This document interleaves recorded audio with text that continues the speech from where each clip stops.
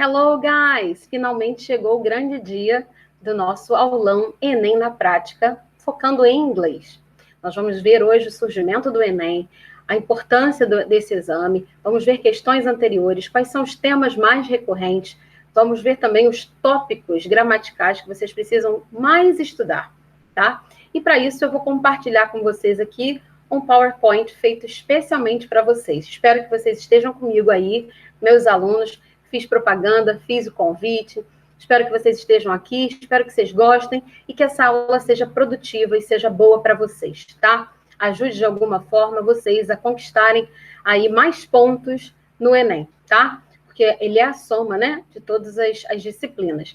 É uma prova interdisciplinar e você não pode deixar o inglês de fora, obviamente, tá bom? Bom, vamos começar aqui compartilhando, tá, os meus slides com vocês, para que a gente possa aí, ter uma aula bastante focada, né? E vocês prestarem atenção no que eu estou dizendo, acho que esse visual aid ajuda bastante, tá bom? Vamos lá, então, começar aqui o compartilhamento de tela.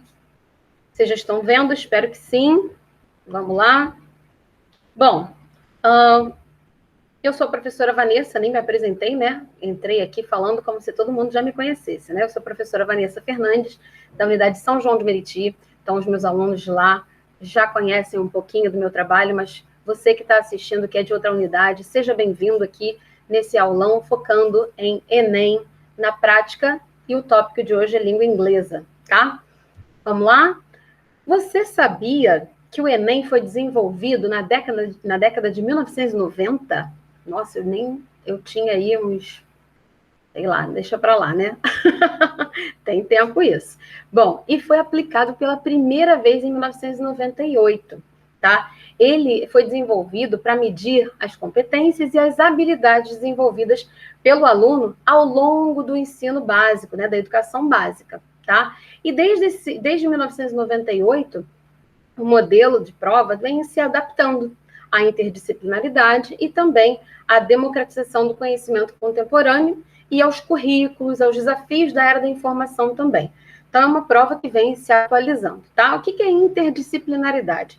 É a interligação de disciplinas diferentes, tá? Numa mesma questão, por exemplo, num mesmo texto. Nós podemos, por exemplo, em inglês, abordar textos de teor histórico, né, de conteúdo relacionado à história, geografia, entre outras disciplinas, tá? Podemos ver também questões de matemática sendo usadas, conteúdo de matemática, por exemplo, sendo usado em questões de física, tá? Em geografia, você precisar calcular alguma coisa relacionada a um tópico de geografia, mas usando a matemática. Então, isso é interdisciplinaridade, tá? Mais uma curiosidade para vocês. Em 2009, esse exame passou a ser utilizado por várias instituições de ensino superior, que até então, cada instituição tinha o seu vestibular. Na época que eu fiz, por exemplo, eu fiz o ERJ, fiz o FRJ, fiz UF, Unirio. Então, você pagava, inclusive, por todos esses exames, né, separadamente. Você fazia em diversas datas diferentes. Já em 2009, né, o Enem começou a ser usado por várias instituições, né, de ensino superior, incluindo o FRJ, UF, por exemplo, que foram algumas das que eu já citei aqui, no seu processo seletivo. Então, para você entrar nessas universidades, em várias universidades do país, você faz o Enem, você consegue fazer o Enem e entrar para essas universidades, obviamente, passando, né?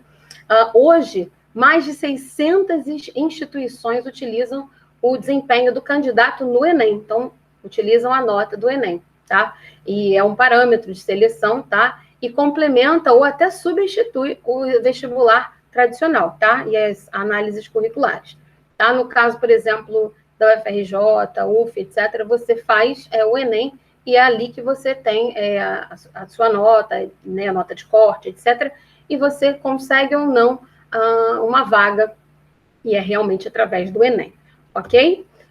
Bom, vamos entender um pouquinho o objetivo do Enem. Qual é o objetivo dele? Qual é a proposta de avaliação do Enem? Tá? E quais são os aspectos que o Enem difere do antigo vestibular, do vestibular tradicional, que existia antes da chegada do Enem, da entrada do Enem. Vamos lá. Primeiro, a gente precisa destacar, e na verdade, eu já falei isso, então eu vou reforçar, ele é interdisciplinar, ou seja, várias disciplinas podem ser utilizadas, cobradas ali em uma única questão, né? As disciplinas dialogam ali entre si nas questões, tá?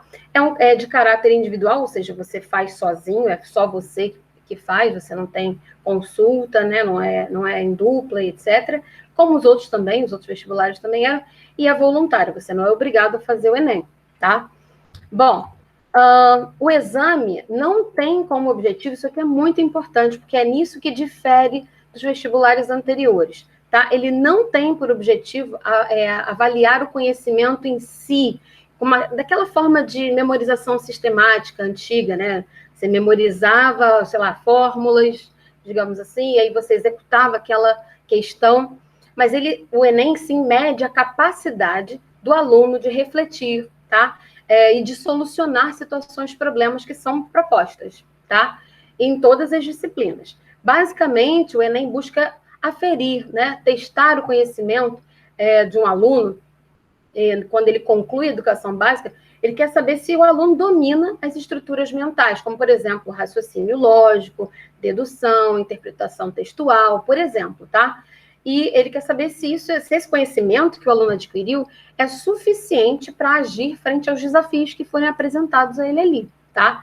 Então, nas provas anteriores, por exemplo, os vestibulares anteriores, costumavam medir a quantidade de conhecimento, tá? Bruto, que um aluno absorveu, tá? Então, eram questões muito de memorização, de fórmulas, memorização de datas, etc., no caso de história, né, por exemplo, tá?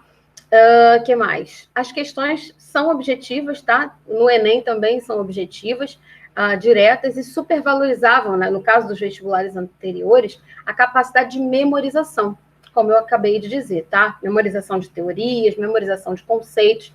No Enem, não, na prova, você tem dicas, ali no caso de inglês, eu posso falar com mais propriedade, nos enunciados das questões, por exemplo, você tem dicas do que foi abordado no texto, né? E ele te leva ali a tentar raciocinar, a tentar usar seus conhecimentos prévios para dialogar com o texto, tá? Então, vamos avançar um pouquinho para que a gente possa ver um pouco das questões de vestibulares aí de Enem, provas de Enem anteriores, tá? Então, como vocês podem ver, o Enem difere, tá, de vestibulares anteriores nesse quesito, onde ele avalia ali o conhecimento em si, a capacidade de raciocínio do aluno, a capacidade de solucionar problemas propostos, ok? Bom, coloquei uma figurinha aqui. If you never try, you will never know. Bom, se você nunca tentar, você nunca vai saber. Então, é preciso que vocês façam a prova, testem o seu conhecimento. Vocês que estão no segundo ano, por exemplo, podem fazer como trainees, né, treineiros, como eles chamam. Você só testa e também marca seu tempo, você se familiariza com a prova, isso é muito bom, tá? A gente vai falar sobre isso mais à frente, da importância de se familiarizar com a prova, ok? Bom, se a gente comparar as duas abordagens, né, que eu coloquei no slide anterior, fica muito claro que o Enem tem um diferencial, né? Qual é o diferencial dele, então? Ele tenta aferir a qualidade de conhecimento e a sua aplicabilidade, e não a quantidade, tá? Então, tratam-se de maneiras distintas, os vestibulares antigos e o Enem, tá? De compreender o mundo. Numa, é uma forma contextualizada, dinâmica e centrada na reflexão, que é o caso do Enem, tá? Ali o aluno é levado a refletir, levado a pensar, levado a utilizar seu raciocínio lógico, seus conhecimentos anteriores, conhecimentos prévios, conhecimento de mundo, tá? E na outra, na antiga, era uma prova mais objetiva, conservadora e calcada na reprodução de respostas prontas, tá? Onde a memorização, como a gente falou aqui anteriormente, era importante, tá bom? Bom, espero que até aqui esteja ficando tudo claro para vocês, tá? O que é importante você saber sobre o Enem também? O conteúdo programático do Enem é segmentado de acordo com 4 grandes áreas, tá, de conhecimento. Essa é a forma de organizar, né, a prova em si. Tá? Elas correspondem aos 4 cadernos de provas, tá, acrescido da redação. Lembrando que a redação, ela vale 1.000 pontos, então ela vale muito mais do que todas as outras provas juntas. Na verdade, ela equivale ao que todas as outras provas valem juntas, né? A redação é muito importante, vale 1.000 pontos. E todas as outras provas, todas as outras disciplinas juntas, aí somam 1.000 pontos, tá? Então, atenção para a redação também, viu, candidato? Isso é muito importante. Bom, quais são essas áreas, então, nas quais o Enem está dividido? A primeira delas, lógico, linguagens, ok? Códigos e suas tecnologias. Então, essa prova inclui português, inclui língua estrangeira, tá? Que pode ser espanhol ou inglês, ok? Optem pelo inglês, mentira. Eu posso ficar aqui puxando sardinha para o inglês, né? As minhas colegas de espanhol vão ficar bem chateadas comigo. Bom, literatura também compreende, né? Está inserida em linguagens, códigos e suas tecnologias, artes, educação física, tecnologia da informação e comunicação. Todos estão ali nesse caderno, né? Nessa divisão de linguagens, códigos e suas tecnologias. Uma outra divisão é a de matemática e suas tecnologias. Esse caderno aborda as mais variadas ramificações de conhecimento numérico e as suas aplicações na resolução de problemas. Esse aqui, provavelmente, é um dos temidos, né? Temos ciência da natureza e suas tecnologias também. Aqui entram as disciplinas de biologia, química, física, tá? O que mais, Vanessa? Ciências humanas e suas tecnologias. O que ela engloba? Matérias relacionadas ao entendimento do ser humano acerca da sua própria existência, como, por exemplo, história, geografia, filosofia, sociologia, tá? Então, são essas 4 divisões que vocês vão encontrar aí no Enem, tá bom? 4 cadernos diferentes. Continuando, vamos lá? Bom, em linguagens, códigos e suas tecnologias, tá? O que a gente vai encontrar de assuntos mais abordados, tá? Primeiro, conforme a gente tinha mencionado, os conteúdos e as habilidades cobradas nessa etapa vão estar ali girando em torno da compreensão de uma linguagem, seja ela escrita, falada ou artística, né, no caso de artes, por exemplo, enquanto instrumento de comunicação. No português, no inglês, no espanhol, vocês vão encontrar muitos textos, tá? De diversos gêneros textuais, tá? Pode ser música, pode ser poema, pode ser gráficos, infográficos, pode ser cartoon, que são as tirinhas cômicas, e assim vai, tá? Agora, os assuntos mais cobrados dentro de linguagens, códigos e suas tecnologias são arte contemporânea, práticas corporais e autônomas, autonomia, né, na verdade. Textos periodísticos, tá? Textos jornalísticos, tem muito em inglês, né, textos que você encontra em jornais, revistas, tá, de grande circulação. Variação linguística é algo importante também, abordado na prova, as variantes linguísticas. Interpretação de poemas, tá? Função e impacto das novas tecnologias, você também encontra esse assunto muito abordado dentro de linguagens, códigos e suas tecnologias. Prova de português, inglês, artes, espanhol e assim vai. Bom, é importante lembrar também que em uma única questão a gente pode abordar vários temas, tá? Mais de um conteúdo, na verdade, tá? Mas é uma única habilidade que é exigida naquela questão. Como assim, Vanessa? Que habilidade você está falando? A gente já vai falar das habilidades que são exigidas no Enem, na prova de inglês, tá? Vamos focar aqui na ordem que eu estabeleci, para que seja algo bem esmiuçadinho para vocês, tá bom? Vamos lá, então? Próximo slide aqui vai falar de avaliação. Como é que o aluno é avaliado, de fato, no Enem, tá? O que o Enem mede? Lembrando, a capacidade que o aluno tem de refletir e de resolver problemas utilizando as suas competências, tá? Então, São itens elaborados com esse propósito. Você vai encontrar na prova itens elaborados com esse propósito, de medir a capacidade do aluno, de refletir e de solucionar esses problemas. Tá? Conforme a gente mencionou antes, o exame não mede a quantidade de informações absorvidas, tá? E sim, o que ele faz com o conjunto de conhecimento que ele acumulou ao longo desses anos, tá? O que ele consegue ali expor, né, de conhecimento adquirido, dialogando com as diversas disciplinas, tá? Nós não somos não somos containers vazios, onde a gente vai preenchendo ali com informações separadas.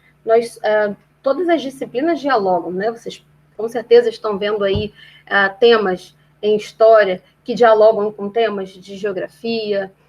No inglês, vocês veem textos jornalísticos que tratam de temas recorrentes, temas atuais, temas de política, temas relacionados a acontecimentos históricos, coisas da geografia, e assim vai. Então, a gente tem esse diálogo aí entre as disciplinas.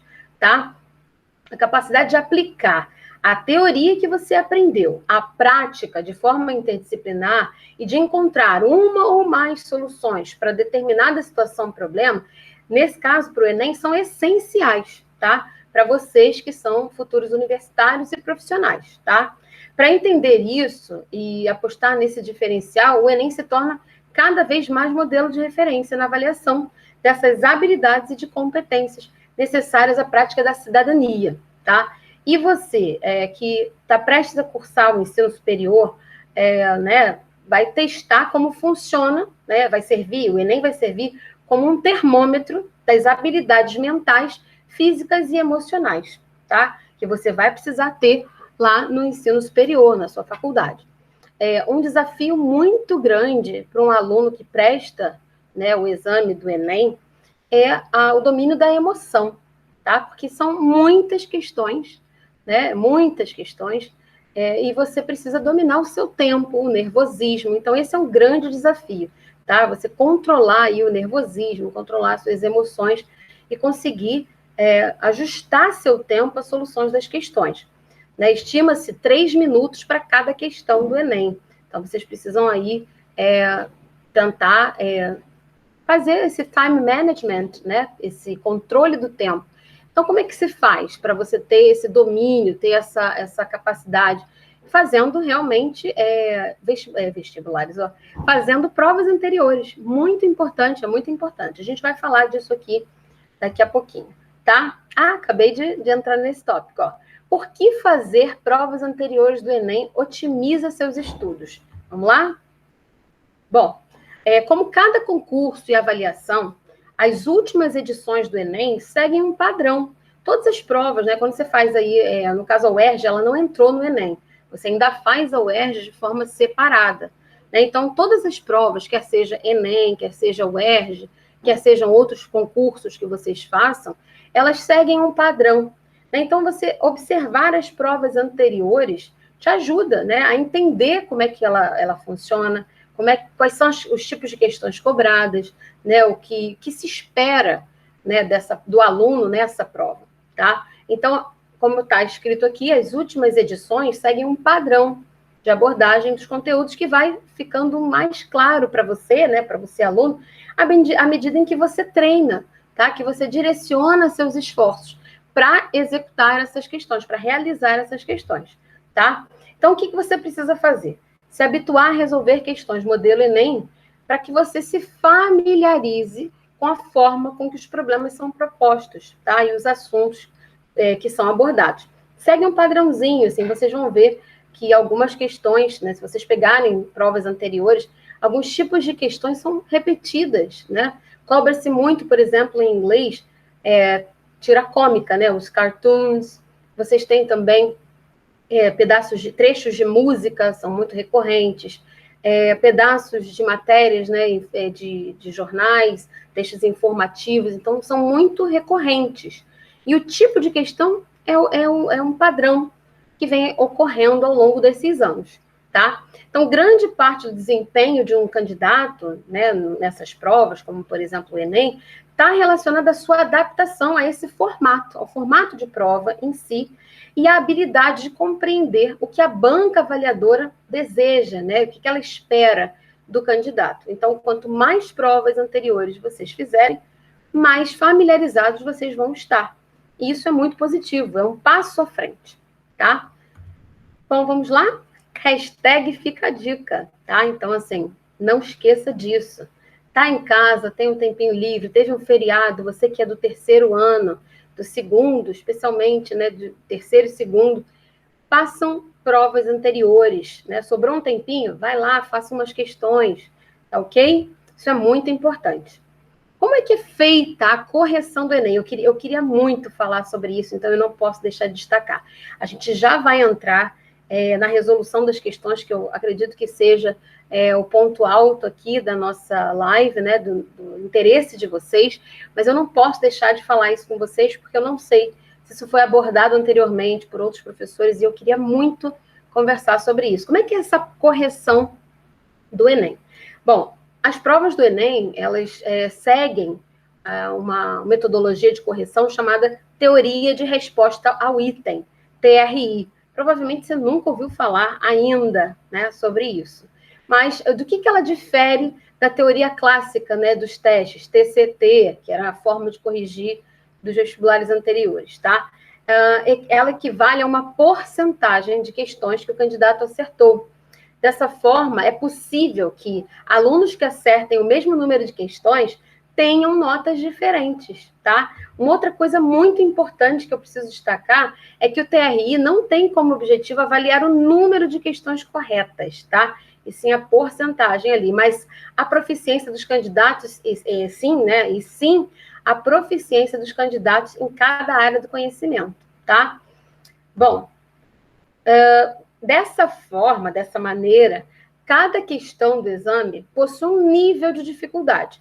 Tem mais fáceis, tem médias e tem difíceis, tá?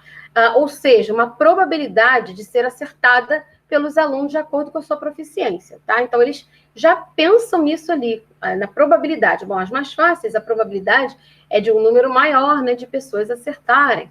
As médias, por exemplo, tem uma outra probabilidade, as mais difíceis, uma outra. Então, tudo isso ali é analisado nessa correção, tá? Quando um aluno acerta muitas questões difíceis, a prova ali, ela espera que, se você acertou as mais difíceis, você vai acertar as mais fáceis, né? É óbvio que você vai dominar as mais fáceis, os assuntos das mais fáceis, tá? Então, assim, se um aluno ele erra as questões fáceis e acerta as mais difíceis, ele tem um padrão de resposta que, para a prova, a leitura que o TRI faz disso é que isso se assemelha a um chute, tá? Ou cola, etc. E, por isso, a sua nota vai ser menor do que a de um aluno que acerta as questões mais fáceis e erra as mais difíceis, tá? Então, isso é importante ressaltar. Então, ela mede o seu conhecimento global, uma porcentagem de acertos, e mede ali a sua capacidade em cada questão, capacidade de compreensão, de dialogar com a questão, de solucionar a situação, problema, proposta, tá? Por exemplo, dificilmente alguém zera uma questão no Enem. É possível zerar uma questão? Mas se você marcar a questão inexata, que normalmente é absurda, que não tem nada a ver com a questão, porque são 5 tipos de respostas. Vocês têm a exata, que é aquela que você deve marcar e vai ter a pontuação maior, né? A correlata, a proximal, a verdadeira e a inexata. A inexata é o outro extremo, que é a que você não deve marcar de jeito nenhum. Agora, correlata, proximal e verdadeira são questões que são ali, vão te deixar em dúvida se estão certas ou não, porque elas têm a ver com o que foi colocado ali no texto, com o assunto do texto, mas não responde à questão. Por que não responde à questão, então, Vanessa? Porque o enunciado vai pedir uma determinada interpretação sua, o enunciado vai te dizer o que ele quer. Se aquelas questões, aquelas 3 questões, aquelas 3 opções não forem exatas, né, forem proximal, verdadeira e correlato, elas não respondem perfeitamente o que o enunciado pede, né? Elas têm ali a ver com o assunto do texto, tem a ver com o que foi abordado, tem a ver com o assunto, ou o assunto é próximo ao que foi tratado no texto, etc. Isso falando de questões de inglês, por exemplo, mas não responde a questão, não responde perfeitamente a questão, apenas a exata responde perfeitamente. Agora, se você marcar a verdadeira, proximal ou a correlata, você pontua de alguma forma. Você não zera a questão, porque a prova avalia que você não está cru no conhecimento daquele determinado assunto que foi abordado, tá? Existe algum domínio seu, pode não ser de 100%, mas existe ali um domínio próximo ali dessa questão, tá? Do assunto que foi abordado. E, portanto, você acaba não zerando a questão se marcar uma delas. Somente a inexata é que vai fazer com que você zere a questão. Tá ok? Vamos lá, então, continuar? Vamos focar agora no inglês, que eu acho que é o que vocês estavam esperando até agora, né? Focar no inglês. Bom, em língua inglesa, né, ela está dentro da área de competência 2, o que a prova espera de você? Que você conheça e use a língua estrangeira, quer seja o inglês, quer seja o espanhol, por exemplo, né, que são línguas estrangeiras modernas, como um instrumento de acesso à informação, tá? E a outras culturas e grupos sociais. Ele espera que o seu conhecimento de inglês, de espanhol e etc., seja relacionado, né, consiga fazer com que você tenha acesso à informação, entenda a informação através daquela língua, né, e associe também, aprenda novas culturas, tenha acesso à informação, a outras culturas e a grupos sociais. Então, é para informação sua, para que você tenha conhecimento global, conhecimento de assuntos abordados no mundo, por exemplo. Ok? Esse é o objetivo, tá? A avaliação do inglês objetiva que você conheça e use a língua dessa forma, como instrumento de acesso à informação, ok? Bom, quais são as habilidades? Lembra que eu falei assim, a gente vai falar sobre habilidades. Quais são essas habilidades necessárias, né? Então, assim, dentro de língua inglesa, você tem a habilidade 5, H5, tá?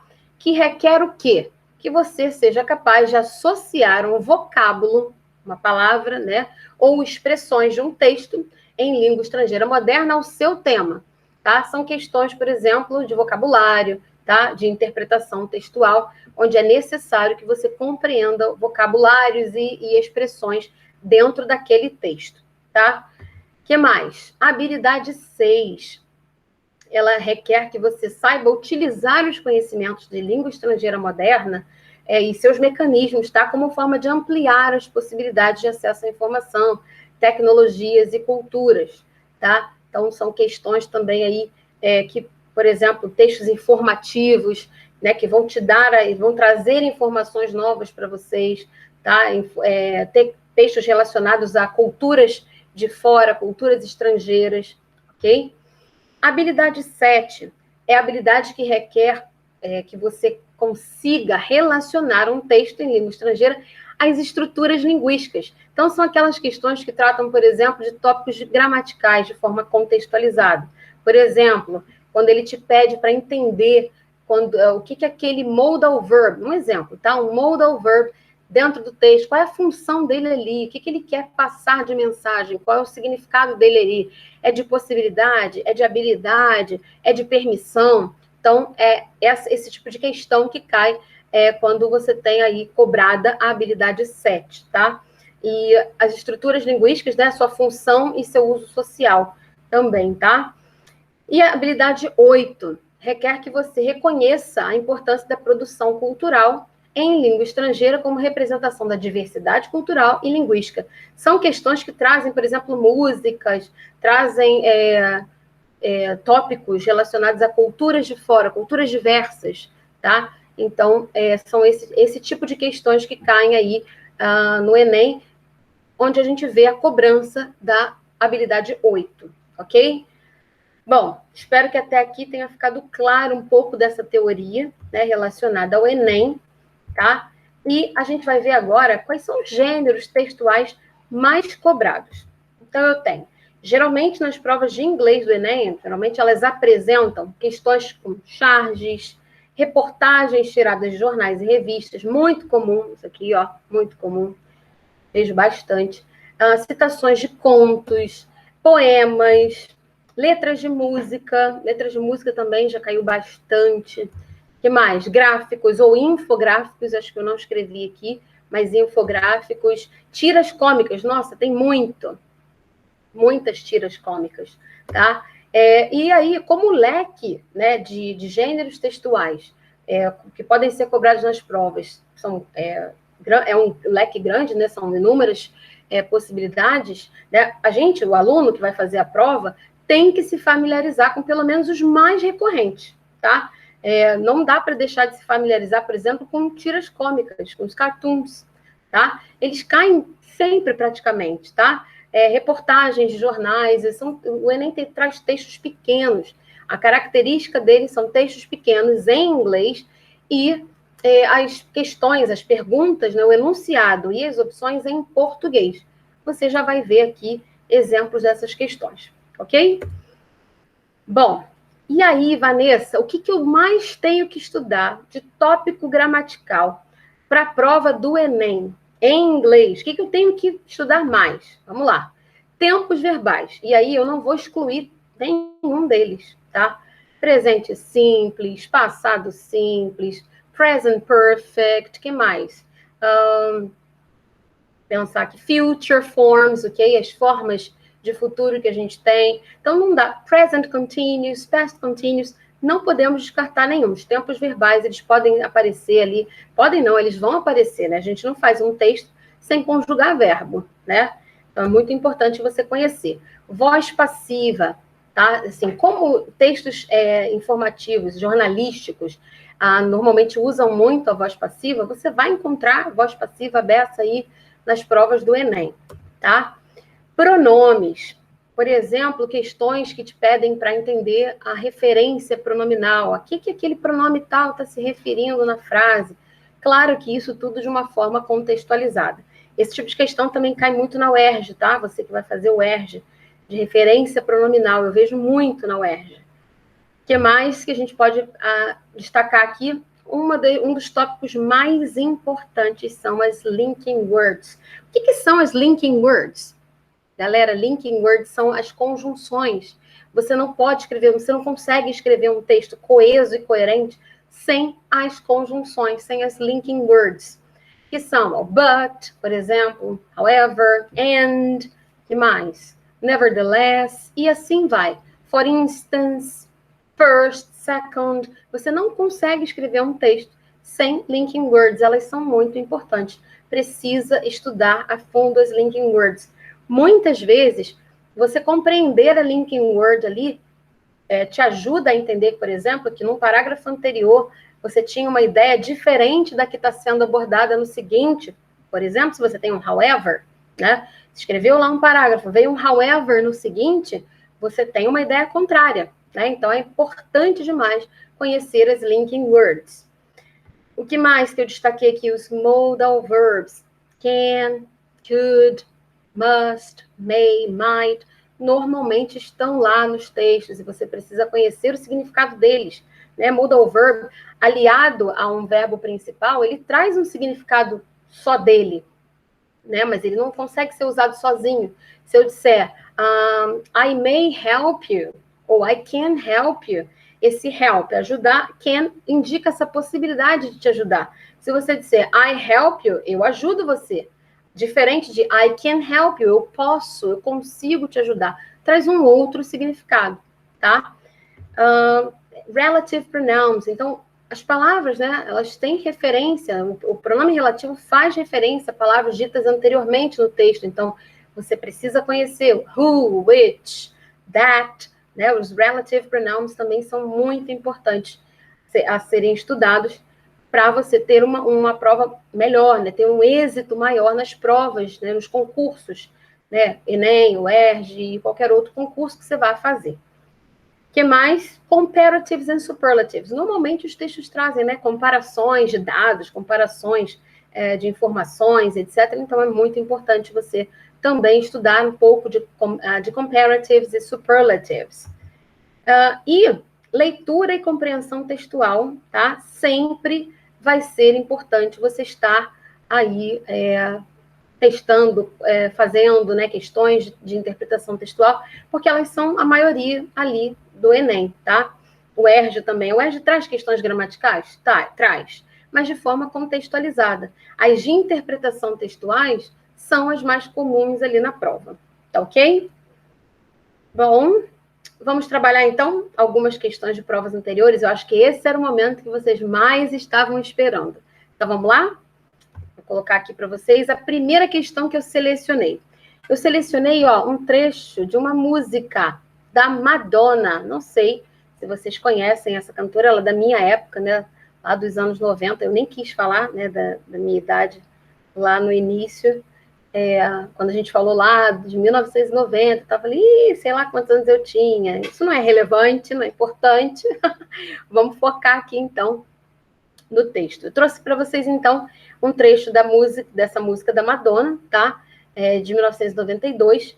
E aí o texto, olha, observe, pequeno, mas está em inglês. Então, você precisa conhecer, sim, vocabulário, né?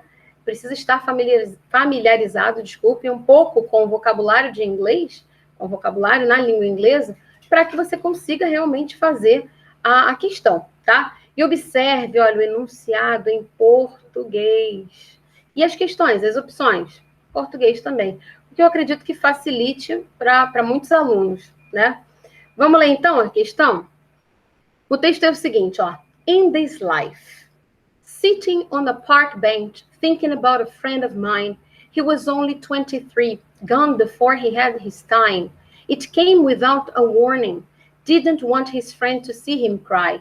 He knew the day was dawning, and I didn't have a chance to say goodbye. Bom, digamos que você não entendeu o texto, tá?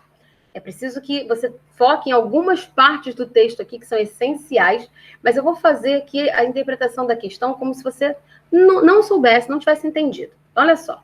Aí ele contextualiza, né? O elaborador do Enem, da banca lá, ele, contextualizou. Te disse que isso aqui é uma canção. E ele diz o seguinte, a canção, muitas vezes, é uma forma de manifestar sentimentos e emoções da vida cotidiana. Por exemplo, o sofrimento retratado... Opa, olha aqui, ó, uma dica. O sofrimento retratado nessa canção foi causado por quê? Pelo quê? Pela morte precoce de um amigo jovem? Pelo término de um relacionamento amoroso? Pela mudança de um amigo para outro país? Pelo fim de uma amizade de mais de 20 anos? Cuidado, hein, gente? Olha aqui, ó, 20. Pode deixar muito aluno. Opa, 20, aqui 20, eu sei que 20 é 20. Cuidado. Lembra que eu falei de questões proximais, correlatas, verdadeiras, né? E a exata. Então, cuidado. Só porque tem a palavra 20 ali no texto, não significa que isso aqui dá certo, né? Então, vamos analisar. Por último, pela traição por parte de uma pessoa próxima. Então, olha só. Você que provavelmente não tinha entendido nada, né? Alguém que provavelmente não tinha entendido nada do texto, já começa aí a despertar o seu conhecimento prévio, né, conhecimento de mundo, etc., e vai dialogar com o texto aqui agora. Você já sabe que tem um sofrimento retratado nessa canção e que foi causado por alguma coisa, que pode ter sido a morte precoce de um amigo jovem, pode ter sido pelo término de um relacionamento amoroso, pela mudança de um amigo para outro país, e assim vai. Vamos olhar aqui quais são as dicas que essa canção traz. Ó, Sitting, he was only 23, ele tinha só 23. Gone, quem sabe o que é gone? Vai entender. Gone, ele se foi. Gone before he had his time. Antes mesmo de aproveitar a vida dele. Então, ele se foi. Isso significa o quê? Será que ele foi porque ele morreu? Bom, vamos continuar. It came without a warning. Aconteceu sem aviso. Didn't want his friends to see him cry. Não queria que visse seus amigos chorando. Não queria seus amigos chorando, que o vissem chorando, né?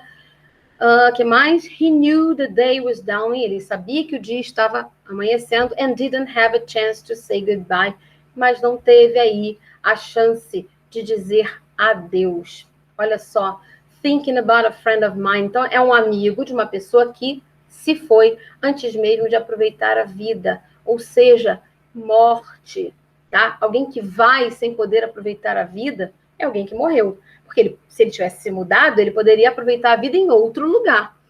Ó, antes mesmo aqui, ó, gone before he had his time, que se foi antes de aproveitar a vida. Esse pedaço aqui, ó, é essencial para a interpretação desse poema, dessa música, tá? Então, a letra correta aqui é a letra A, pela morte precoce de um amigo jovem. É jovem, você sabe que é jovem porque tinha 23 years old, né? He was 23 years old. Ok? Até aqui, espero que esteja tudo bem para vocês, ok? Eu estou focando aqui agora nas interpretações, né, nas questões anteriores, você que acessou agora, tá? Vamos lá, então. Trouxe agora para vocês questão muito comum no Enem, tá? O cartoon. Cartoon é muito utilizado no Enem. Vocês vão ver aí, provas anteriores, diversos cartoons foram utilizados. Então, eu trouxe um que traz o seguinte texto, ó. When I was 5, everyone told me to be a big boy. When I was 10, they told me I should be more mature. Now they say it's time to start acting like an adult. Cadê? Me perdi aqui. At this rate, I'll be eligible for Social Security before I graduate from high school. Bom, aí ele contextualiza, né? A prova sempre traz um enunciado ali, a contextualização para você, te indica que isso é um cartoon e que tem uma crítica, tá? Então, assim, se você não tinha entendido, já fica aqui claro para você, opa, tem uma crítica. E essa crítica está no fato de a sociedade exigir, do adolescente o quê? Vocês viram que são dois adolescentes conversando, e aí você tem aqui uma exigência em cima, né, sobre esse adolescente, tá? E qual exigência é essa? Ele fala, ó, quando eu tinha 5, todo mundo queria que eu fosse um garoto crescido, né, um big boy. Quando eu tinha 10, as pessoas me diziam que eu tinha que ser mais maduro, né? E aí, ó, mature é uma palavra transparente, vai te dar aí uma dica, né, contextual, se você não tiver entendido aí o vocabulário todo da questão. Isso é muito importante, olha, uma das estratégias de leitura muito importantes, tá? É utilizar as dicas contextuais quando você não souber o vocabulário, né, de um texto. Um vocabulário ou algumas palavras do texto, tá? Então, eu quero deixar também claro que assim que você pega uma questão, é preciso que você olhe tudo dessa questão. É importante que você olhe a figura, que você olhe o layout, que você olhe a fonte. Eu vou mostrar para vocês, numa outra questão que vem aí daqui a pouco, que se você não tiver olhado ali a fonte, né, de onde ela foi retirada, talvez você não conseguisse fazê-la, né, terminar essa questão com êxito. Então, é importante, pegou uma questão, pegou um texto, você vai olhar tudo, figuras, layout, as dicas que tem aqui na fonte, né, e depois fazer uma leitura global do texto, tá? Nunca se prendendo ao vocabulário que você não conhece.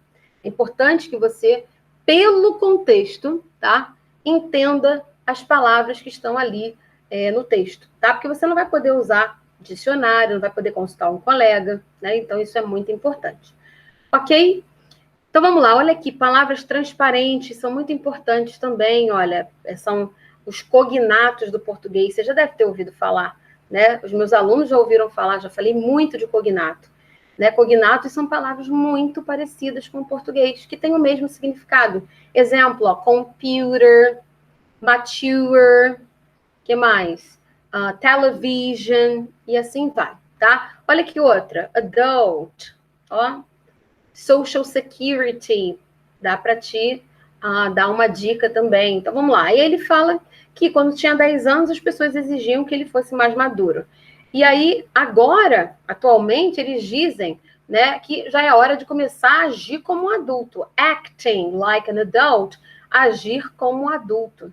E aí ele diz, ó, At this rate, ou seja, nesse ritmo, eu vou estar apto aí. E eu apertei a questão aqui, a resposta. I'm sorry. Vou tirar aqui só por uma questão, né, de... Fiquei aqui triste por ter apertado aqui, que eu queria que vocês pensassem junto comigo. Mas vamos lá. Vamos continuar destrinchando ela aí. Bom, nesse ritmo ele vai estar apto a fazer parte da segurança social, né? Então, assim, um cara que vai estar apto aí na adolescência a agir num cargo importante, né? Isso antes mesmo que ele se forme no ensino médio. High school é o correspondente ao nosso ensino médio.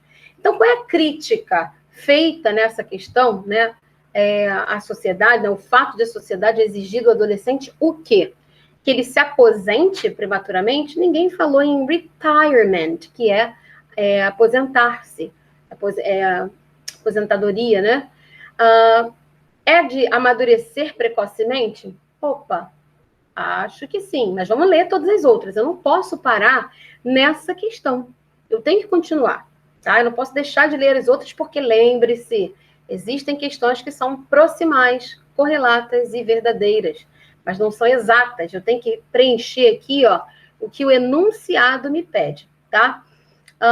Ele tem a ver com a crítica, o fato da sociedade exigir que o adolescente estude aplicadamente. Calma lá, ele falou em high school, mas olha aí, ó, ele não falou disso, de estudar aplicadamente. Então, assim, um aluno que não entendeu o texto, que não entendeu nada, ele vai ver high school, vai achar, opa, high school tem a ver com estudo, então vou marcar isso aqui. Cuidado com isso, tá? Vocês podem achar assim, não, Vanessa, não é possível.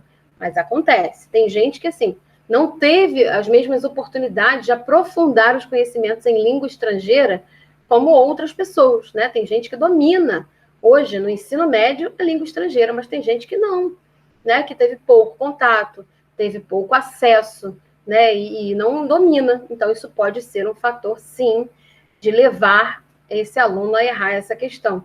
Se ele não entendeu nada, ele vai olhar aqui, ó, high school. Opa, high school eu sei, porque todo mundo já ouviu aí falar em High School Musical, já sabe que high school tem a ver com estudo, tem a ver com ensino médio, então pode acontecer, tá?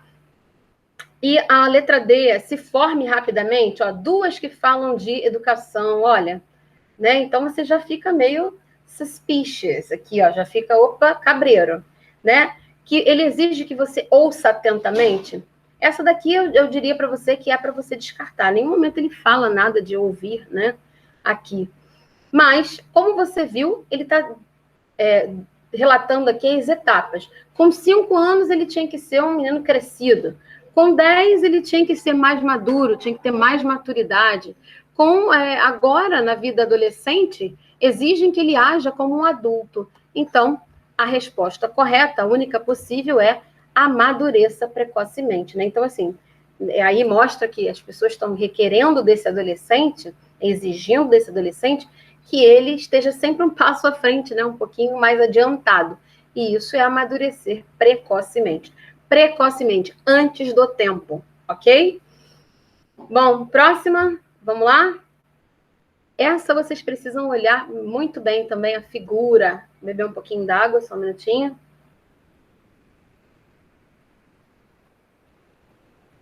Falando demais, né, gente? Eu espero que dê tempo de fazer aqui todas as questões. Acho que vai dar sim. A live dura em torno de 1h30, né?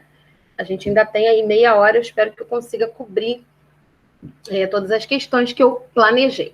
Tá? Vamos lá. Take your car just any place for an oil change, and you may regret it down the road. O que ele está dizendo aqui? Ó? 2 palavras-chave. Olha aquela questão, aquela habilidade que eu falei para vocês de compreensão de vocabulário, né? Então, aqui tá, ó, as palavras any place e regret. Você teria que entender o significado dessas palavras para conseguir ali interpretar de forma mais precisa essa questão. Mas, como toda questão do Enem, você não entra nela cru. Existe aqui um enunciado em português que te contextualiza. Então, vamos lá. Nesse texto publicitário, então é um texto publicitário. Então, é um anúncio, né? Alguém que está querendo vender alguma coisa, está querendo fazer um apelo, né? Então, você já ativa esse conhecimento, né? Essa sua noção anterior. Nesse texto publicitário são utilizados vários recursos verbais, vários, ó, aqui é recursos verbais e não verbais. Recurso verbal está aqui, não verbal é a imagem, tá? Olha aqui, ó, oil. Opa, oil é uma palavra que provavelmente você conhece, que significa aí óleo, né?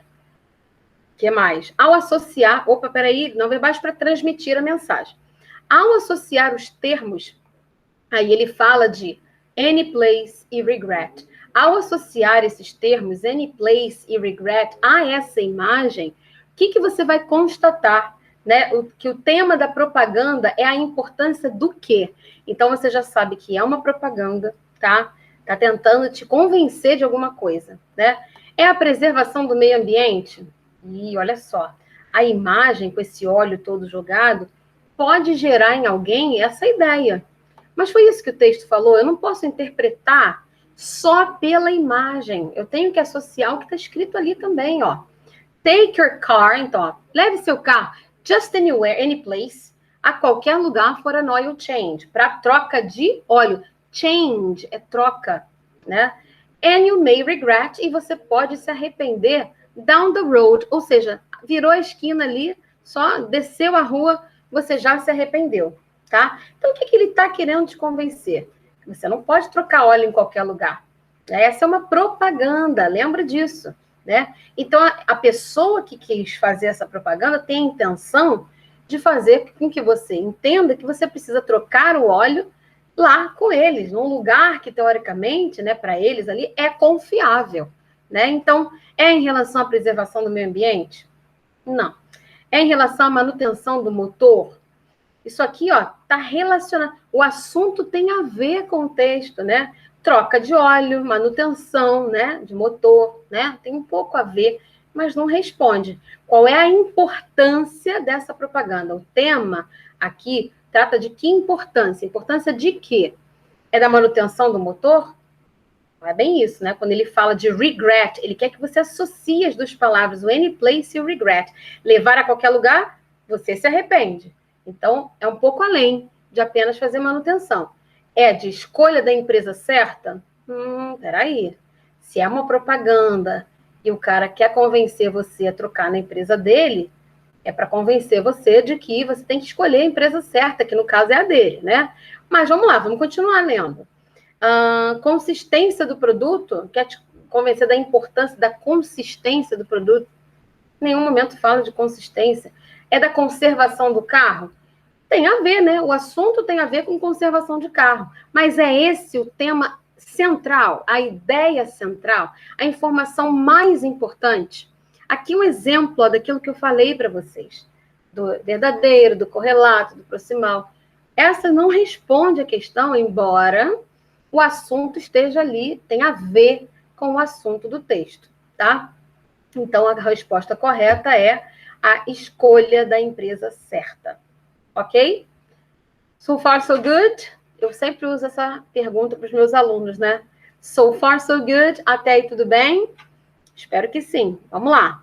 Continuando, então, para essa outra questão. Aqui a gente tem um cartaz, tá? Um cartaz que traz uma informação ali, só que ele está disponível na internet, tá? E aí ele traz, logo aqui no enunciado, ele traz algumas tragédias, né? Por exemplo, o World Trade Center, que foi em 9 de setembro. 11 de setembro, olha que louca. 11 de setembro, é que em inglês a data é ao contrário, né? September 11th. Que mais? Katrina Hurricane, que é o furacão Katrina, Global Flu Pandemic, a pandemia de gripe, né? Geral. Flu é gripe com febre, né? Bom, e aí ele traz o seguinte, ó. Connecticut, aí ele vem e fala o seguinte, ó. Would you know what to do if disaster struck here? Learn to live prepared. To learn more about living prepared, go to, aí ele dá um site, ó, ct.gov/dph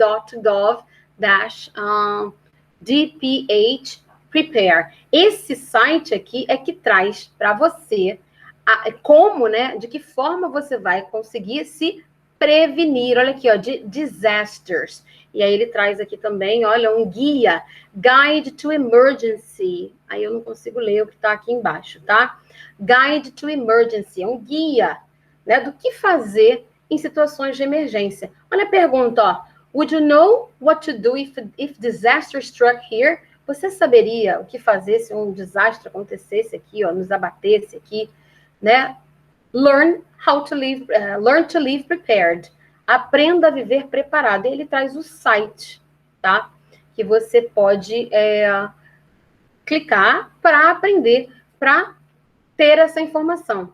Lembra, uma das habilidades, né, do Enem é você ter acesso à informação, para você ter o conhecimento, né? E aqui é um exemplo de questão assim, né, que cobra esse tipo de habilidade, que você consiga ter acesso à informação, entender a informação para se tornar aí uma pessoa informada, né, diante de uma língua global que é o inglês, ok? Através da língua inglesa.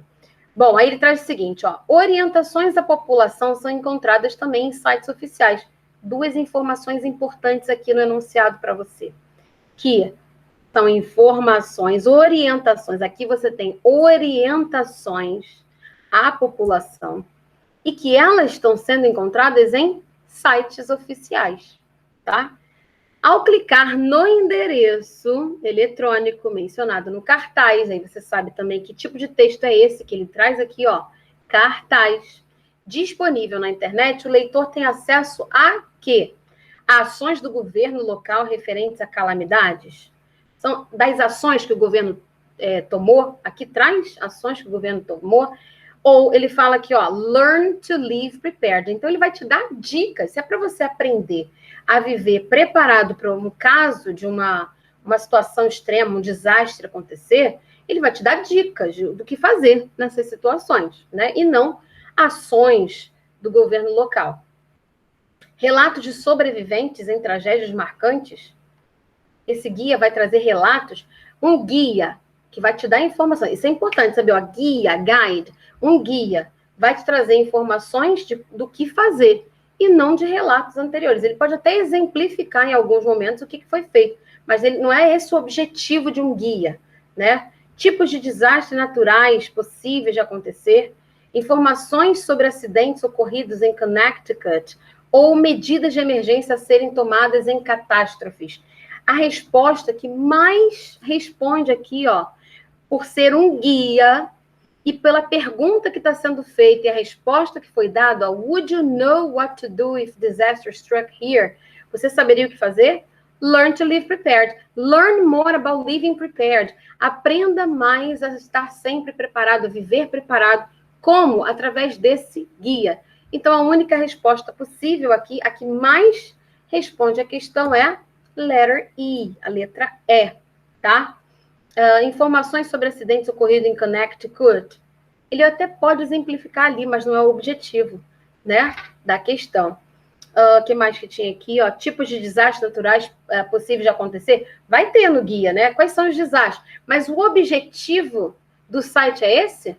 Falar sobre esses tipos de desastres possíveis de acontecer? Não, é de te deixar preparado no caso desses desastres acontecerem. Viram como não dá para... Assim, se você respondesse tipos de desastres naturais, você está ali próximo do que está sendo abordado, mas não responde plenamente a questão, tá? Vamos para o próximo? Bom, aí eu tenho, olha só, um texto pequenininho, muito importante vocês saberem. Esse aqui é um outro texto informativo, tá? Ele é uma pesquisa, foi uma pesquisa, uma menção a uma pesquisa realizada, tá? Nas escolas nos Estados Unidos. E aí, olha só, você encontra essa pesquisa divulgada na magazine chamada Speak Up. É uma revista de circulação internacional que traz a língua inglesa, né, como a sua língua oficial, né, nessa revista, ok? Então, o texto é o seguinte, ó. Going to university seems to reduce the risk of dying from coronary heart disease. An American study that involved 10,000 patients from around the world has found that people who leave school before the age of 16 are 5 times more likely to suffer a heart attack and die than university graduates. Então, um estudo que fala sobre coronary heart disease. Se você conhece coronary heart disease, pelo menos coronary heart, você vai saber que se trata de questões relacionadas ao coração, né? Ataque cardíaco, por exemplo, e é um estudo americano que envolveu, olha uma palavra transparente, né? Envolveu o quê? 10,000 patients, 10 mil pacientes from around the world, ao redor do mundo, né? Descobriu o quê? Que pessoas que deixam a escola, leave é uma palavra comum, né, no dia a dia dos estudantes de língua inglesa, né, to leave, left, a gente já viu esse verbo muitas vezes e significa deixar, né? Então, pessoas que deixaram a escola before, olha, é importante saber essa preposição aqui, before, antes de. Before também pode ser conjunção em certos momentos. The age of 16, antes dessa idade aqui, né, 16 anos, are 5 times. 5 times são 5 vezes. More likely, likely é predisposto ali nesse caso a quê? A suffer a heart attack. Heart todo mundo conhece da palavra de coração e tal. Mas attack é muito parecido com o português, é uma palavra transparente. Die, todo mundo ouve, né? Then, university graduates. Então, essas pessoas que deixam a universidade antes dos 16, as escolas, na verdade, né, param de estudar. Na verdade, é isso. As pessoas que param de estudar antes dos 16 anos, né, têm 5 vezes mais chances de sofrer um ataque cardíaco e morrer do que os estudantes universitários, ou estudantes não, graduados na universidade. Mas por quê, gente? Porque informação é tudo. Quanto mais você é informado, mais você vai saber se cuidar e evitar problemas de saúde, né? Então, é essa relação, tá? Essa reportagem, essa pesquisa foi divulgada, como eu falei, nessa revista de circulação internacional, uma revista que você pode comprar em certos países em bancas, tá? De jornais. Claro que ela tem a versão eletrônica também.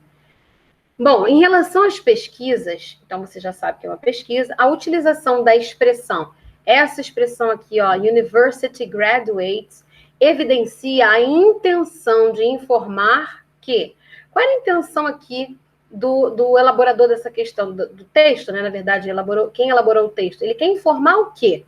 Que as doenças do coração atacam 10 mil pacientes. Olha isso, O aluno desavisado ou apressado, ele vai ver 10 mil aqui, 10 mil não está nem em inglês, E aí vai acabar marcando aqui. Cuidado, tá? Esse 10 mil apareceu no texto, mas não tem nada a ver com o fato da doença do coração atacar 10 mil pessoas. E sim, o estudo envolveu 10 mil pacientes, tá? Que mais? As doenças do coração ocorrem na faixa etária dos 16. Olha aqui, mais uma vez os 16 aqui, tá? Mas é isso que ele está dizendo? Ele está dizendo que as pessoas que deixam a escola antes dos 16 podem sofrer mais ataques cardíacos, tá? Então, não tem nada a ver a letra B também. As pesquisas, mas cuidado, olha aqui os números, que podem deixar uma pessoa desatenta marcar, né? As pesquisas sobre doenças são divulgadas no meio acadêmico. Isso é fato. Mas é isso que o texto tem a intenção de informar? Não, né? Isso aqui é fato, tem a ver com o assunto aqui do texto, isso é fato, é verdadeira essa informação, mas não responde ao texto. Viu? A questão verdadeira, isso é verdadeiro, tá? Pesquisas sobre doenças são divulgadas no meio acadêmico, isso é fato, é possível. Mas não é isso que o texto está pedindo, não é isso que o enunciado está pedindo. Jovens americanos são alertados dos riscos de doenças do coração. Então, tem a intenção de informar que jovens americanos são informados dos riscos de doença do coração? Será? Ou maior nível de estudo reduz riscos de ataques do coração? Vamos ver? Letter E.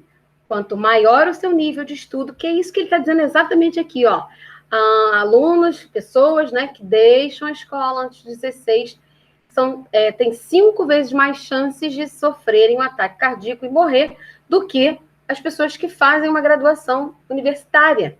Né? Então, assim, os jovens americanos são alertados desses riscos de doença do coração? Também é verdadeira essa informação, mas não é essa a intenção. A informação que o texto quer passar é essa, que quanto mais estudo, quanto maior o nível de informação, menor o risco de sofrer ataques cardíacos. Ok? Viram aí um exemplo de questão que tem a questão verdadeira, correlata, proximal, mas não responde o assunto do texto? Aí está. Próxima. Daqui a pouquinho já vai acabar, tá? Vamos ver um outro tipo de texto. Olha, aqui um outro formato, outro gênero que eu trouxe para vocês é o cartão postal.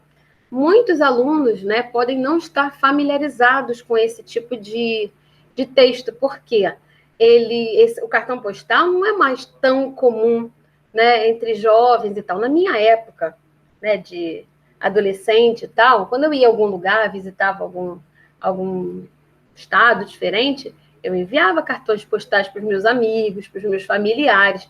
Né? Cartão postal, ele é durinho, atrás é exatamente assim, ó, tem lugar para você escrever, lugar para colocar o endereço, e na frente, normalmente, é uma foto muito importante, uma foto do lugar onde você está.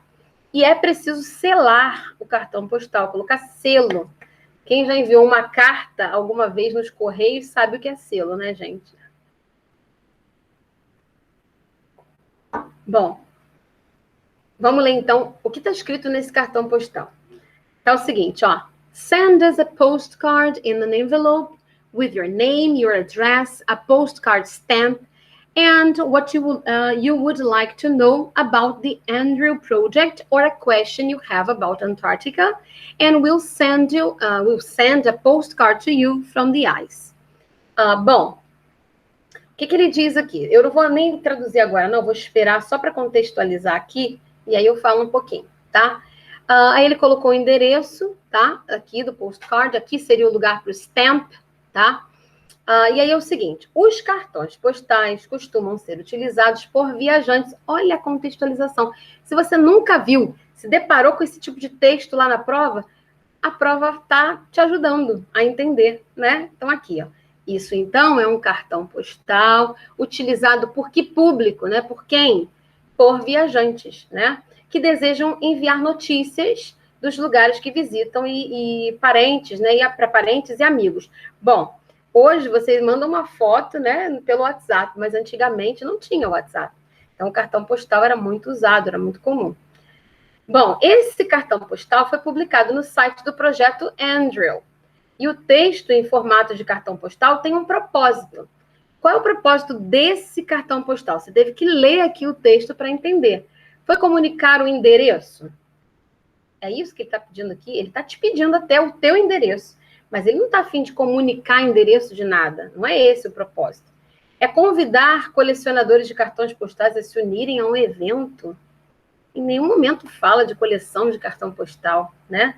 Fala que vai te enviar um cartão resposta, né? Um cartão postal em resposta ao seu. Anunciar uma nova coleção de selos, em nenhum momento ele fala de coleção de selos, ele diz que você precisa selar, ó. Send, write, cadê, ó. Send as a postcard, nos envia um postcard num envelope with your name, com o seu nome, seu endereço, e um selo, né, de cartão postal, what you would like to know about the Andrew Project. E o que você quer saber sobre esse projeto, né, o Andrew, tá? E uma pergunta sobre a Antártica, tá? And we'll send a postcard to you from the ice. E aí eles vão te responder esse cartão postal, vão te mandar a resposta com o que você perguntou ali, né, sobre a Antártica, e também sobre o que você quer saber, sobre a curiosidade que você deseja, tá? Sobre o projeto em si. Bom, então, qual é o propósito desse cartão postal? É divulgar às pessoas a possibilidade de receberem um cartão postal da Antártica? Pode ser, mas eu não vou sair marcando, né? Vou ler o restante. Solicitar que as pessoas visitem o site do mencionado projeto. Em nenhum momento ele pede aqui, ó, para você visitar, tá? Ele só pede que você envie no envelope, né? Esse cartão postal, tá? Então, olha só. E tem uma mensagem aqui também, ó. Be sure to include the postcard stamp, or we cannot return the postcard. Então, você tem que enviar um postcard stamp, sim, porque senão eles não conseguem te mandar de volta, ou retornar, né? Responder o seu postcard, ok? Bom, aqui, ó. Place here. Place correct posted here, tá? Então, você tem que colocar aqui certinho nesse local. Bom, então, a única possibilidade aqui seria o quê? Divulgar às pessoas a possibilidade de receber um cartão postal da Antártica com essas informações, tá? As outras questões estavam um pouquinho, né, absurdas aí, não tinham nada a ver com o assunto abordado aqui nesse texto, nesse ladinho aqui do postcard, tá? Tem endereço? Tem, mas no foco não é pedir pedir endereço, cadê? O foco não é, cadê aqui? Comunicar o endereço da nova sede desse projeto nos Estados Unidos, nem fala sobre isso, e assim vai, ok? Próxima questão aqui. Essa questão eu quis trazer porque ela vai cumprir dois propósitos. Trabalhar a questão do Enem e também te dar umas dicas de bons hábitos de estudo. Então, unir o útil ao agradável. Então, tá assim, ó. Develop good study habits early on. Então, desenvolva bons hábitos de estudo desde sempre, aí cedo, tá? Here are some simple tips to help you improve your study habits. Have a routine for where and when you study. Decide in advance what you will study, choosing reasonable and specific goals that you can accomplish. Do things that are harder or require more intense thought earlier in the day. Take breaks so that you stay fresh and don't waste time by looking at material but not absorbing it. Make use of that time right before and after class and during breaks between other activities. Então, olha só. O título já deixa claro, né, para vocês aqui, qual é o assunto do texto. Desenvolver good study habits, bons hábitos de estudo. E é óbvio que aqui vão vir essas dicas, né? Que dicas são essas? Ó, simple tips to help you improve your study habits. Dicas simples. Tips são dicas, né? Simple, simples, de como improve, melhorar os seus hábitos de estudo. E aí ele traça aqui, ó, as dicas, tá? Deixa eu ler primeiro as questões, depois eu vou traduzir para vocês esses hábitos, porque eu quero que vocês tenham conhecimento deles, tá? Aí, olha só, olha a fonte desse texto, ó. www.education.com e o acesso foi em 27 de junho de 2012, tá? Está disponível, então, no site de educação, tá? Então, desenvolver as próprias estratégias de estudo pode ajudar estudantes a obter melhores resultados. Então, ele já te disse sobre o que é o assunto do texto, né? Ele acabou de te dizer aqui o assunto do texto. Com o propósito de auxiliá-lo na tarefa, eu ainda disse o propósito do texto. Com o propósito de auxiliá-lo nessa tarefa, de quê? De melhorar os estudos, né, os seus resultados, o texto acima aqui, ó, lista dicas de hábitos de estudos que compreendem. Cara, olha isso. Ele já te disse tudo o que está aqui no texto. Contextualizou. Caso você não tenha entendido, o próprio enunciado está te ajudando, tá? Ele diz o seguinte, ó. Quais são esses hábitos, né? O texto lista dicas de hábitos de estudo que compreendem o quê? Evitar estudar matérias difíceis no início do dia, estudar para a prova com bastante antecedência, rever conteúdos várias vezes até a sua compreensão, definir o que estudar com metas possíveis de alcançar, aprender a separar os momentos de estudo dos de lazer. Gente, cuidado, porque aqui tudo isso está relacionado a bons hábitos de estudo, né? Evitar estudar matérias difíceis no início do dia, talvez seja que mais, né, esteja aí fora, né, digamos assim. Agora, estudar para as provas com bastante antecedência é um bom hábito. Rever conteúdos várias vezes até a apreensão, também acho um bom hábito. Definir o que estudar com metas possíveis de alcançar? Sim. Aprender a separar os momentos de estudos de lazer também é importante.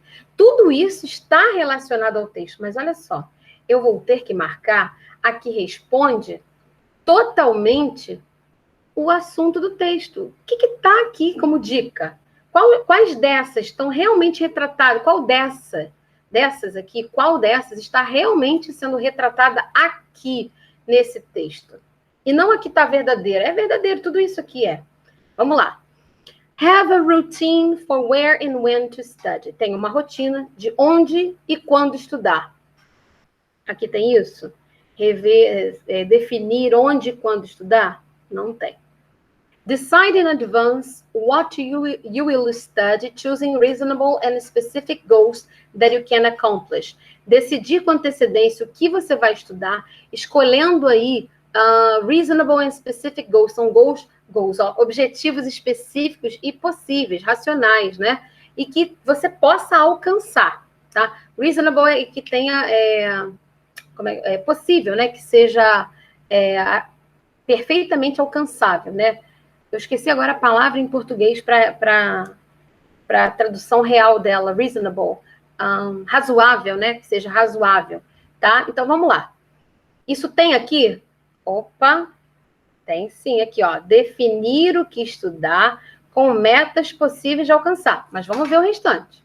Do things that are harder or require more intense thought earlier in the day. Então, fazer as coisas mais difíceis, né? E que requerem mais pensamento ali, mais concentração, cedo no dia. E aqui tá, ó. Evitar estudar matérias difíceis no início do dia. É o oposto. Próxima. Take breaks so that you can stay fresh and don't waste time by looking at material but not absorbing it. Então, olha só. Ele diz, fazer umas pequenas pausas para que você fique ali um pouco mais relaxed, né? Relaxado. E não perca tempo olhando, né, a matéria várias vezes sem absorver. Então, não tem essa opção aqui, né? Para você fazer pausas. Não tem. Mas essa aqui, ó, Decide in Advance, você viu que tem. O que mais? Make use of that time right before and after class during breaks between other activities. Fazer uso daqueles tempinhos, né? De intervalo que vocês têm aí entre uma aula e outra, né? Para dar uma olhadinha no material. Uma coisa rápida, né? Dar uma olhadinha, uma revisada em algum tópico, né? Que também não tem aqui.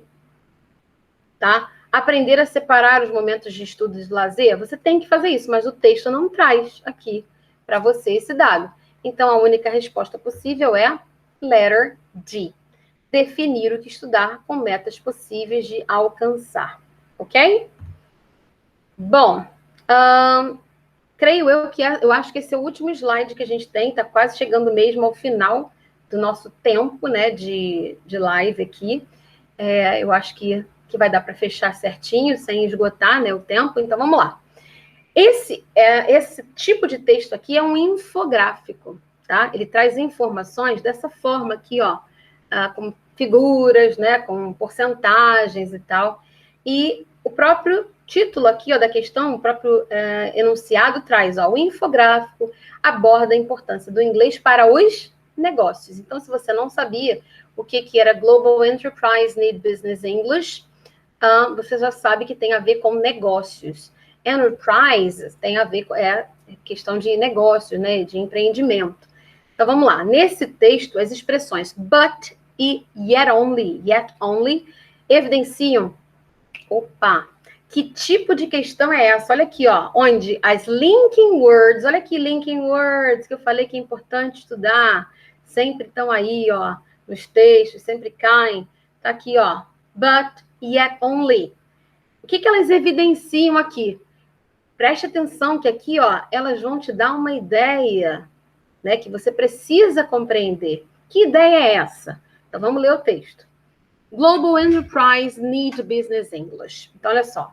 Os negócios mundiais, né, os empreendimentos, o empreendedorismo mundial, global, precisa de um inglês de negócios, né? Business English, é um inglês para negócios. Tem uma linguagem diferenciada, porque tem jargões próprios, né? Vocabulário próprio, etc. Globalization and a massive communication and information revolution have created a single global market requiring a single common language. Então, olha só, a globalização e a comunicação massiva, né, e a revolução da informação criaram uma necessidade, que é de se ter uma língua comum, que, no caso, foi o inglês. E aí ele traz, 91% of business executives, e aí tem a gravatinha aqui, a tie, né, para lembrar dos executivos, né, 91% dos business executives agree that English is the international language of business. 91% dos homens de negócio, dos executivos, concorda que o inglês é a língua dos negócios, a língua internacional dos negócios. But, olha esse but aqui, companies' investment have not kept a place to ensure they can communicate. Mas, olha aqui, porém, os investimentos, né, das companhias, das empresas, não têm conseguido assegurar, né, que esses homens, né, esses homens de negócio, consigam se comunicar no inglês, usando o inglês.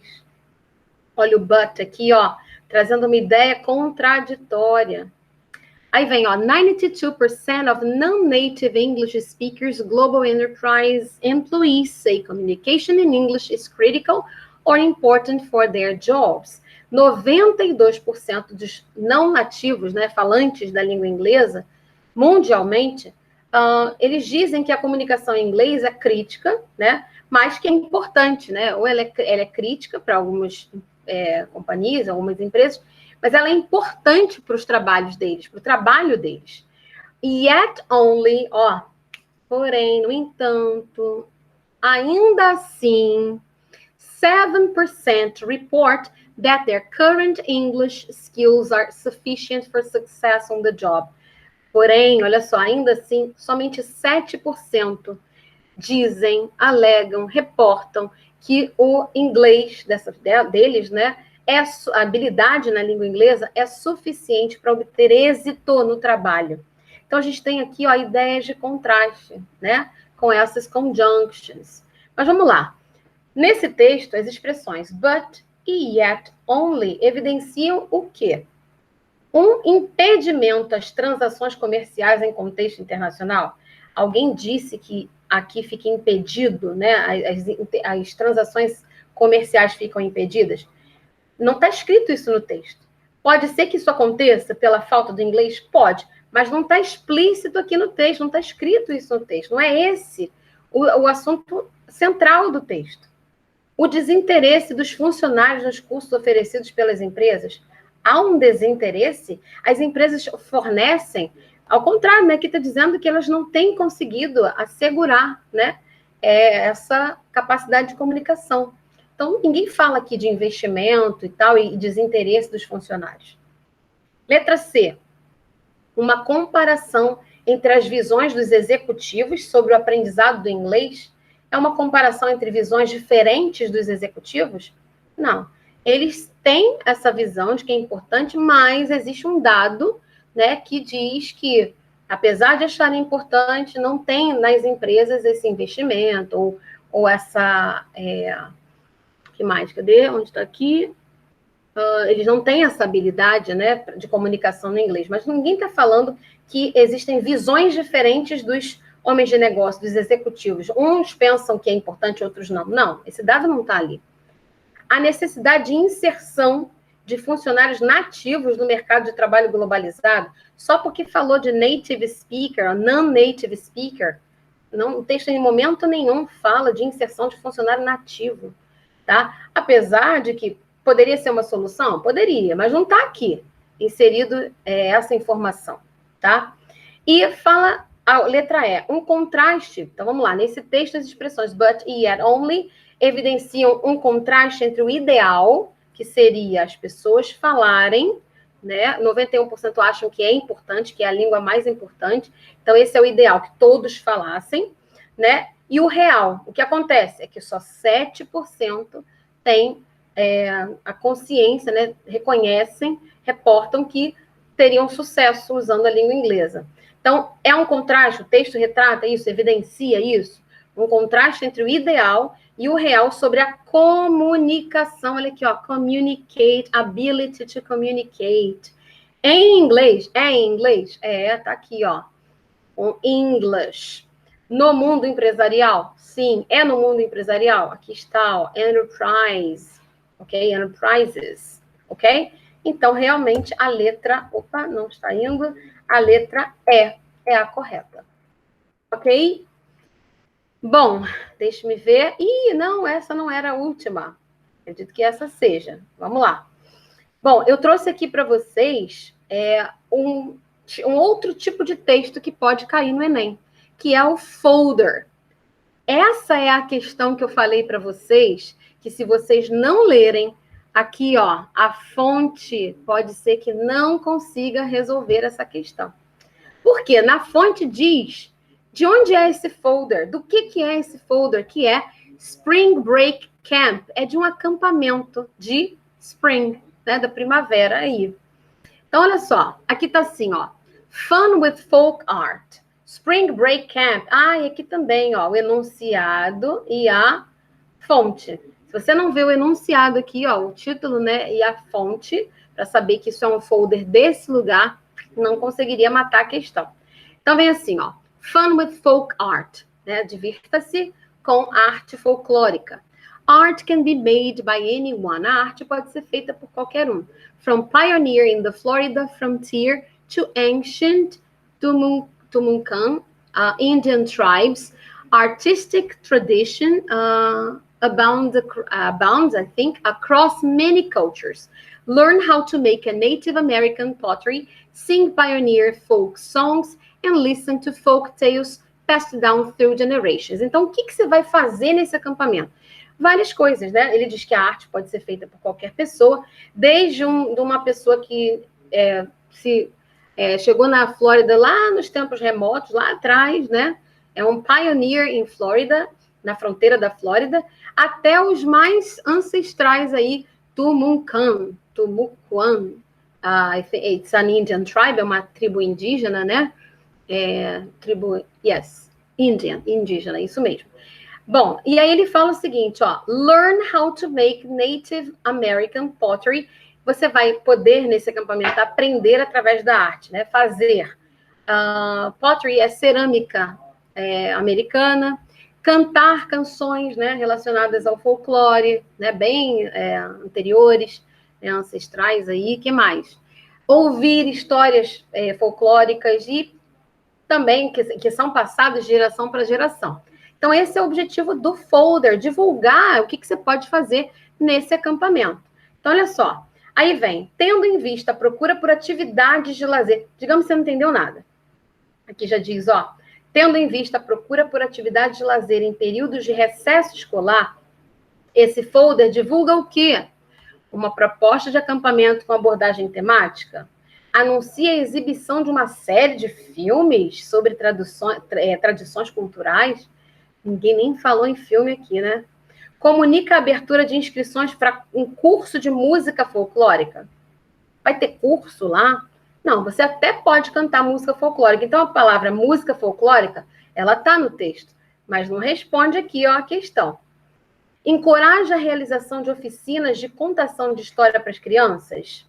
Ela encoraja? Esse folder encoraja a realização de oficinas? Será que é isso? Convida para a apresentação de uma peça teatral sobre cultura indígena? Ninguém falou de peça teatral aqui. Você vai ouvir sobre a cultura, né? Você vai ouvir sobre histórias deles, né, antigamente, mas ninguém falou em apresentação de peça. Então, somente a divulgar uma proposta de acampamento com abordagem temática. E qual é o tema? A arte, né? E a arte folclórica, né? Ó, Fun with Folk Art. Olha a divulgação aqui, ó. É um camping e o que ele objetiva? Te trazer Fun with Folk Art. Diversão através da arte folclórica, ok? Arte popular, folk, popular, ok? So, guys, I hope essas são as referências. I hope you have got some ideas. Eu espero que vocês tenham conseguido pegar algumas ideias aí importantes. Essas são as referências de sites de onde eu tirei as informações que estão aí. A gente sempre tem que dar os créditos, isso é importante. Não é plagiar é muito perigoso, é crime até. Então, aí estão, tá? E agora é a hora de desejar para vocês, ó, a nice test. Have a nice test. Guys, façam uma prova com calma, com qualidade, né? Foquem nas estratégias de leitura que vocês têm aprendido aí com seus professores de inglês, de português, porque assim, tanto português quanto inglês ou espanhol, as estratégias de leitura são as mesmas, então vocês precisam focar nelas, né, de olhar as informações importantes, né, ler o texto de forma geral, não ficar preso a conteúdo que desconhece, sim usar as dicas contextuais, né, fazer uso também dos cognatos, das palavras transparentes, né? Então, essas são algumas das dicas. Usá-las, né, para fazer uma boa prova. E não esqueçam, treinar com antecedência, fazer provas anteriores é muito importante, tá? Façam as provas anteriores para vocês também controlarem o tempo. Time management é um dos segredos, é uma das chaves para concursos, ok? Então, fica a dica. Hashtag fica a dica. So, my dears, bye bye. Espero que tenha ajudado vocês. See you. Até uma próxima oportunidade. Vou descompartilhar aqui e vou fechar aqui a nossa aula de hoje, tá ok? See you. See you.